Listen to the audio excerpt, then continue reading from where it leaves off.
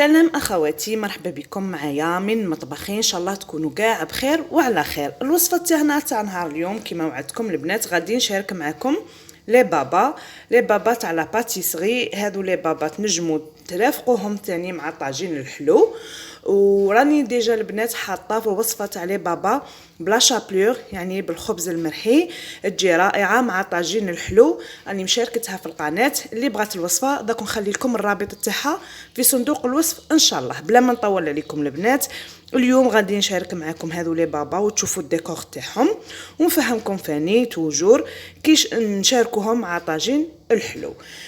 هنا المقادير حاولت نديرها لكم بالكاس، خاطش لي بابا بريسك يجو بلي ميزور، يعني لي زانغريديون تاعهم المقادير تكون بالميزان. وهنا لا بليبار كاين اللي ما يكونش عنده ميزان، انا حاولت اليوم نبسط لكم الفكره ونجيبها لكم بالكاس. اول حاجه اللي غادي نديروها هي ونعطيكم اسرار نجاحها، يعني هي سهله مقاديرها بسيطه، مي لو سكري تاعها يليق لا بات تاعها العجينه تجي خفيفه.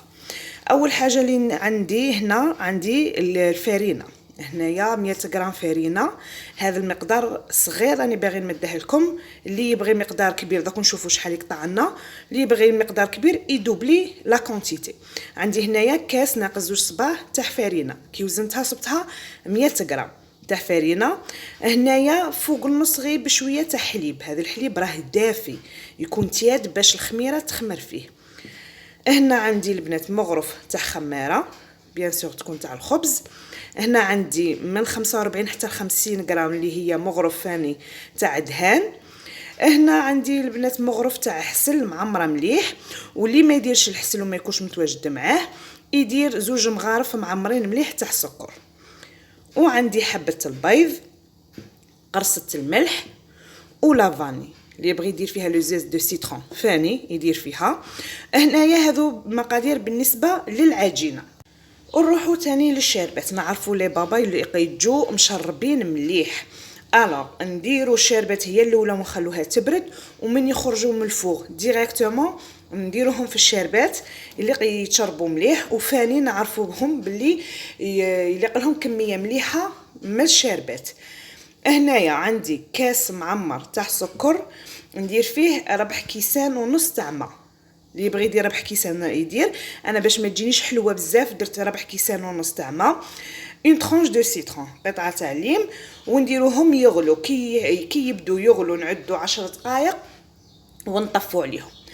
واللي يبغي يديرهم بالكو تاع مادام راه كاين التشينا لو جو دورانج، كي يكمل ويطفي عليهم يعصر حبه تشينا ولا ويصفيها ويزيدها مع هذاك الجو تاع البابا اللي خدمناه.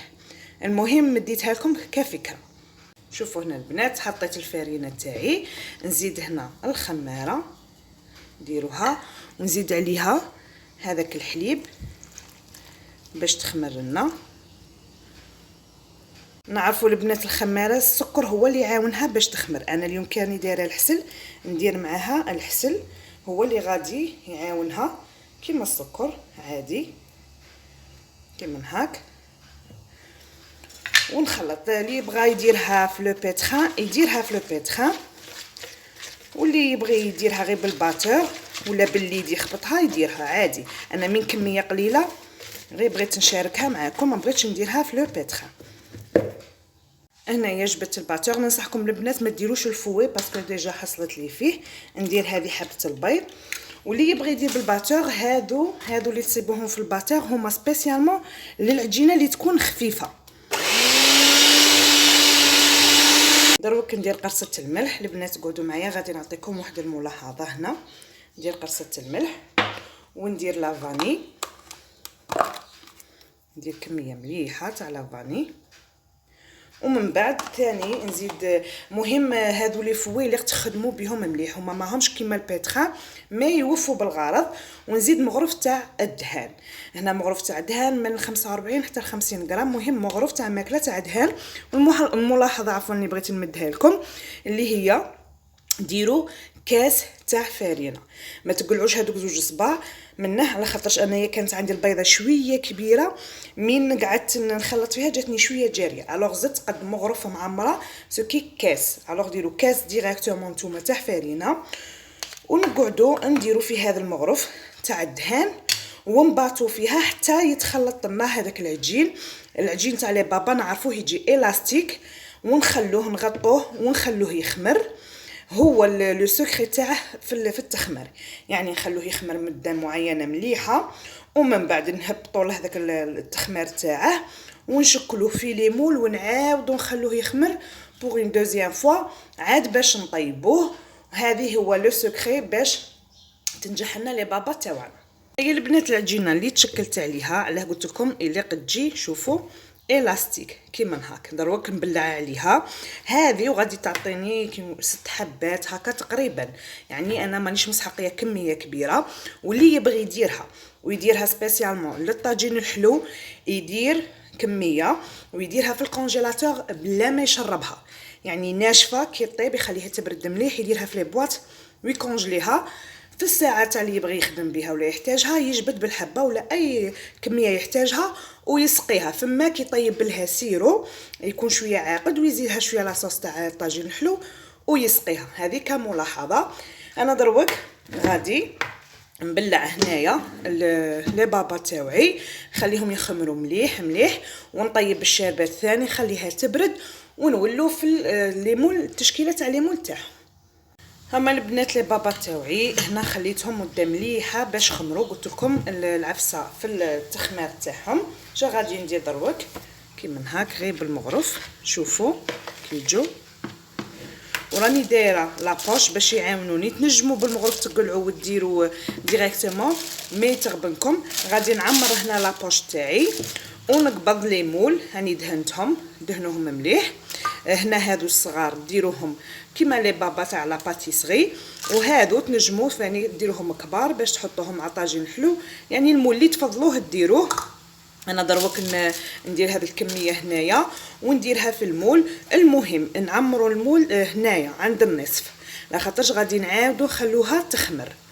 دروك نعمر ونخلوها تخمر بوغ اون دوزيام فوا عاد باش نطيبوها وحاميه نشربوها. شوفوا هنايا البنات لابوش كي براتيك، علاه قلت لكم ديروها في لابوش احسن باش ما تغبنكمش. ها درتها في النص. هنا غادي كي تخمر غادي تزيد تضاعف ويطلع الحجم تاعها، غادي نخليها تضاعف ونطيبها ونرجعوا في التزيين ان شاء الله. هما لي بابا تاوعي بعد ما تضاعف الحجم تاعهم راني شاعله الفوغ يحمى مليح، ما ديروش كيما الخبز يعني عادي، ندير على 180 درجه. وها هو السيرو البنات هنايا طيبته كي راه بارد، وزدت حصرت فيه 2 حبات تشينا غادي نديرهم بلورانج وخليته دروك كي يطيبوا ويخرجوا حامين من الفوغ نديرهم في الشربات ديريكتومون. وهنايا عطاتني قيس 7 حبات، تنجم تجيني 8 حبات حجم يعني متوسط. هنا من درت هذه الحبه كبيره عطاتني 7 حبات، يعني غير هذيك الكميه وفت لي بالغرض. ان شاء الله البنات تكون عجبتكم الوصفه، ونتلاقوا كاع في صحن التزيين ان شاء الله. سي بون البنات، هي الوصفه تاعنا تاع نهار اليوم تاع لي بابا تاع المحلات. جات وصفه رائعه ان شاء الله تجربوها تنجحوا فيها. هنا البنات كاين اللي يديرها لا كريم باتيسير بلي فخوي ويدير لي بابا.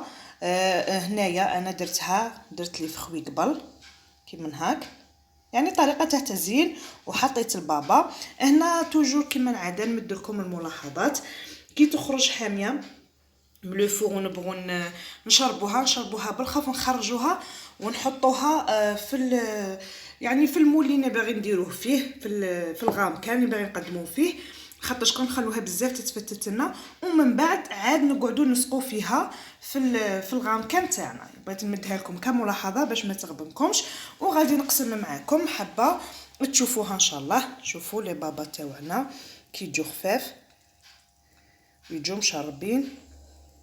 هاهي البنات عندها ذوق رائع وبنه رائعه. ان شاء الله البنات تكون عجبتكم الوصفه تاع لي بابا تاع نهار اليوم. الى وصفات اخرى ان شاء الله، ما تنسوش الجيم. سلام.